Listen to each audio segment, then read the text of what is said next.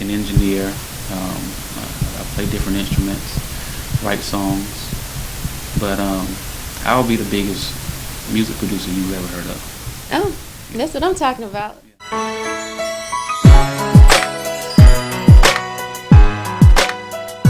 How did you know that you wanted to get into the music industry? Well, I never wanted to get in the music industry. Ever since I was little, I've done music.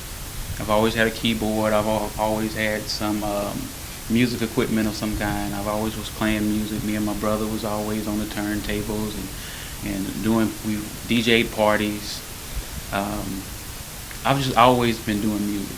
In 6th grade, I picked up the saxophone, played that in church, played the piano in church, and it was just a matter of just going in that path. Church was your first gig? What was your first gig? In music, my very first gig, I guess, would be the church. Okay. It was Black History Month, and normally when they would have somebody, one of the kids, come and read a poem or whatever, and my mom was like, "You playing the saxophone? You playing sax? You gonna play your sax?" I was like, "No, Mom." So I remember I played "Amazing Grace," and from then on, I kept playing the saxophone in the church. Until one day I needed to play the piano, and I kind of got thrown on it, and then I loved it.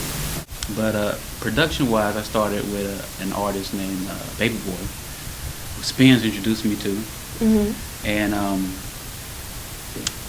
he got signed with Grand Hustle and Amari Stoudemire. They did a joint venture deal, and I produced all his music, so you can look up him. And recently I've been working with Polo the Don and his artist Bando Jones. He has a record called Sex You that's out.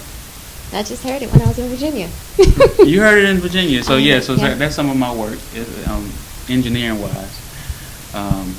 I'm with a studio called 12 Music Group, right off of Howell Mill, and it's a very new studio, but the energy over there is very exciting. You got a long resume. I'm trying to figure out how I'll compact it into our format today, but really been busy, especially with music. Okay, so what other producers and engineers actually inspire you? Well, I have to say my brother Spins, just to see how focused he is. I've had a chance to work with him, play some sax on some of his tracks. He inspires me. I've been working with Polo the Don. I've seen the way he works, and he believes in teamwork, and he's just a genius at what he does. Just seeing how he'll take one sound and he'll work on it for like 45 minutes to an hour. And I'm just sitting there watching him like, this is just amazing. And he said something very important to me that really has stuck with me. He said, as a music producer, my job is to have the best people in the room that'll get the job done. He doesn't necessarily play the keys, but he'll get the keyboard player to come in. He doesn't necessarily play. He have a guy play the tuba come in. I'm just like, wow, this is crazy.